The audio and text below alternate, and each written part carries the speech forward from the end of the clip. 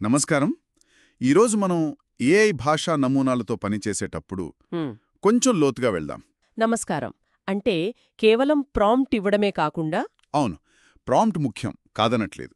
కానీ open AI playground, Gemini playground లాంటివి ఉన్నాయి కదా, ఉన్నాయి. వాటిల్లో కొన్ని సెట్టింగ్స్ ఉంటాయి. వాటిని సరిగ్గా వాడుకుంటే ఫలితాలు చాలా మెరుగవుతాయని మనకు తెలిసిన విషయమే. నిజమే. చాలామంది వాటిని పెద్దగా పట్టించుకోరు. జస్ట్ టెక్స్ట్ ఇచ్చి అవుట్పుట్ తీసుకుంటారు. కరెక్ట్. కానీ ఆ సెట్టింగ్స్ వెనక చాలా శక్తి ఉంది. అసలు ఈ ప్లేగ్రౌండ్స్ అంటే ఏంటి, వాటిలో ఏమేం సెట్టింగ్స్ ముఖ్యమైనవి, వాటిని ఎలా వాడుకోవాలి, దాని గురించి మాట్లాడుకుందాం. తప్పకుండా. అంటే ఈ ప్లేగ్రౌండ్స్ అనేవి ఏఐ మోడల్స్తో నేరుగా ఇంటరాక్ట్ అవ్వడానికి ఒక ఇంటర్ఫేస్ అన్నమాట. అవును, వెబ్ బేస్డ్ టూల్స్. platform.openai.com/playground లాంటివి. మనం ప్రాంప్ట్ ఇస్తే అది వెంటనే రెస్పాన్స్ ఇస్తుంది. అక్కడే అసలు మ్యాజిక్ మొదలవుతుంది. అంటే ఆ సెట్టింగ్స్ని మార్చి రెస్పాన్స్ ఎలా మారుతుందో చూడొచ్చు, ప్రయోగాలు చేయొచ్చు. అందులో మొదటి స్టెప్ ఏంటి? Model selection. అంటే ఏ ఏఐ మోడల్ వాడాలి అనేది. GPT 3.5, GPT 4, ఇప్పుడు జెమినీ 1.5 Pro, ఇలా చాలా ఆప్షన్స్ ఉంటాయి. ప్రతిదానికి దాని స్పెషాలిటీస్ ఉంటాయి కదా. అవును. కొన్ని వేగంగా ఉంటాయి, కొన్ని చాలా క్రియేటివ్గా ఆలోచిస్తాయి, కొన్ని పెద్ద పెద్ద టాస్కులు చేయగలవు. సో మనం చేసే పనిని బట్టి సరైన మోడల్ ఎంచుకోవడం ముఖ్యం. అది ఫస్ట్ స్టెప్. ఓకే. మోడల్ ఎంచుకున్న తర్వాత అందరినీ ఎక్కువగా ఆకట్టుకునేది, కొంచెం కన్ఫ్యూజ్ చేసేది టెంపరేచర్ సెట్టింగ్. అవును, టెంపరేచర్. ఇది బేసిక్గా ఏఐ ఎంత ఊహించని విధంగా, ఎంత క్రియేటివ్గా ఉండాలో డిసైడ్ చేస్తుంది. అంటే కొంచెం వివరిస్తారా? సరే, దీని వాల్యూ 0 నుంచి 1 మధ్యలో ఉంటుంది కదా. 0కి చాలా దగ్గరగా పెట్టామనుకోండి, అంటే 0.1, 0.2 అలాగా. అప్పుడు ఏఐ చాలా స్థిరమైన సమాధానాలిస్తుంది. రిపిటేటివ్గా కూడా ఉండొచ్చు.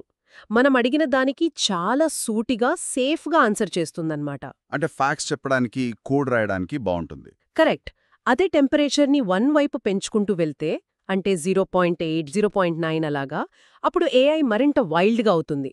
వైల్డ్గా అంటే కొత్త కొత్త ఐడియాలు, ఊహించని పదాలు, కొంచెం రిస్క్ తీసుకుని సమాధానాలిస్తుంది. సృజనాత్మకత పెరుగుతుంది. అంటే కథలు రాయడానికి, బ్రెయిన్ స్టార్మింగ్ చేయడానికి ఇది బాగా ఉపయోగపడుతుంది. అవును. కానిక్కడ చిన్న జాగ్రత్త అవసరం. ఏంటది? టెంపరేచర్ మరీ ఎక్కువైతే కొన్నిసార్లు అది పూర్తిగా తప్పు సమాచారాన్ని కూడా చాలా నమ్మించేలా చెప్పేస్తుంది. దాని హాల్యూసినేషన్ అంటారు కదా. అవును, అది నిజమే. వాస్తవాల విషయంలో టెంపరేచర్ తక్కువగా ఉంచడమే బెటరేమో. మంచి పాయింట్. ఇక టెంపరేచర్ కాకుండా మాక్సిమం లెంత్ అని ఒకటుంటుంది.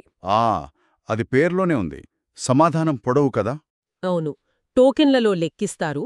మనకు చిన్న ఆన్సర్ కావాలా, పెద్ద వివరణ కావాలా అనేది ఇక్కడ సెట్ చేసుకోవచ్చు. ఓకే.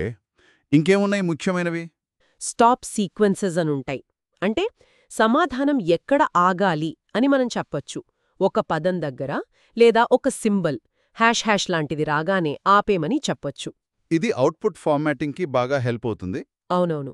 అలాగే ఫ్రీక్వెన్సీ పెనాల్టీ, ప్రెజెన్స్ పెనాల్టీ అని రెండు తీసుకుంటారు. ఇవి కొంచెం కన్ఫ్యూజింగ్, కానీ ఆ సెట్టింగ్స్ వెనక చాలా శక్తి ఉంది. ఫ్రీక్వెన్సీ పెనాల్టీ పెంచితే ఏఐ ఒకే పదాన్ని మళ్ళీ మళ్ళీ వాడదు, రొటీన్గా ఉండదు ఆన్సర్. దాని గురించి మాట్లాడుకుందాం. మరి ప్రెజెన్స్ పెనాల్టీ? అది కొత్త పదాలు అనేవి, కొత్త కాన్సెప్ట్స్ తీసుకురావడానికి, నేరుగా ఇంటరాక్ట్ అవ్వడానికి ఒక ఇంటర్ఫేస్ అన్నమాట. కొంచెం వెరైటీ పెరుగుతుంది. అంటే రెండు కూడా సమాధానాల్లో వైవిధ్యం పెంచడానికి ప్లేగ్రౌండ్ లాంటివి. అలాగే టాప్ పి అని ఇంకో సెట్టింగ్ ఉంది. అది కూడా టెంపరేచర్ అసలు మ్యాజిక్ రెస్పాన్స్ లో రాండమ్నెస్ ని సెట్టింగ్స్ ని మార్చి, కానీ కొంచెం రెస్పాన్స్ ఎలా మారుతుందో చూడొచ్చు, ప్రయోగాలు చేయొచ్చు. డెవలపర్స్ కోసం మొదటి స్టెప్ స్పెషల్ సెట్టింగ్స్ ఉన్నాయా? Model selection. Output is JSON అని ఒక ఆప్షన్ ఉంది. AI మోడల్ వాడాలి సెలెక్ట్ చేస్తే GPT 3.5 డైరెక్ట్ గా JSON ఫార్మాట్ లో వస్తుంది. ఇప్పుడు జెమినీ 1.5 Pro ఇలా చాలా ఆప్షన్స్ ఉంటాయి. ఎగ్జాక్ట్లీ. ప్రతిదానికి దాని స్పెషాలిటీస్ ఉంటాయి కదా. సెట్టింగ్స్ బాగున్నాయి. కొన్ని వేగంగా ఉంటాయి, కొన్ని చాలా క్రియేటివ్గా ఆలోచిస్తాయి, కొన్ని పెద్ద పెద్ద టాస్కులు చేయగలవు. అవును. సో అవి కూడా మనం చేసే పనిని బట్టి ముఖ్యంగా సరైన మోడల్ ఎంచుకోవడం ముఖ్యం. అది ఫస్ట్ స్టెప్. ఏఐ ఎలా ప్రవర్తించాలో మనం ముందే ఒక సూచన ఇవ్వచ్చు. ఒక రూల్ ఆకట్టుకునేది, కొంచెం కన్ఫ్యూజ్ చేసేది temperature setting. Professional science journalist లా మాట్లాడు. ఇది బేసిక్గా ఏఐ ఫన్నీగా, ఫ్రెండ్లీగా విధంగాను ఎంత క్రియేటివ్ గా ఉండాలో డిసైడ్ చేస్తుంది. అంటే ఏఐ పర్సనాలిటీని మనం సెట్ చేయొచ్చు. దీని వాల్యూ 0 నుంచి 1 మధ్యలో ఉంటుంది కదా, మార్చేస్తుంది. 0 కి చాలా దగ్గరగా పెట్టాము మనం అడిగే ప్రశ్న అంటే మన prompt. 0.1 కరెక్ట్ 0.2 ఇక అసిస్టెంట్ అంటే ఇప్పుడు AI ఇచ్చే సమాధానం.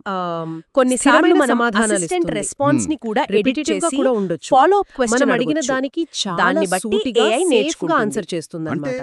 అంటే సిస్టమ్ ప్రాంప్ట్, కోడ్ రాయడానికి బాగుంటుంది. ఇంకా మనం ఇందాక చూసిన టెంపరేచర్, లెంగ్త్, పెనాల్టీస్ అంటే ఇవన్నీ కలిపి AI ని మనకు కావాల్సినట్టు మలుచుకోవచ్చు అన్నమాట. మరింత వైల్డ్ గా ఉంటుంది.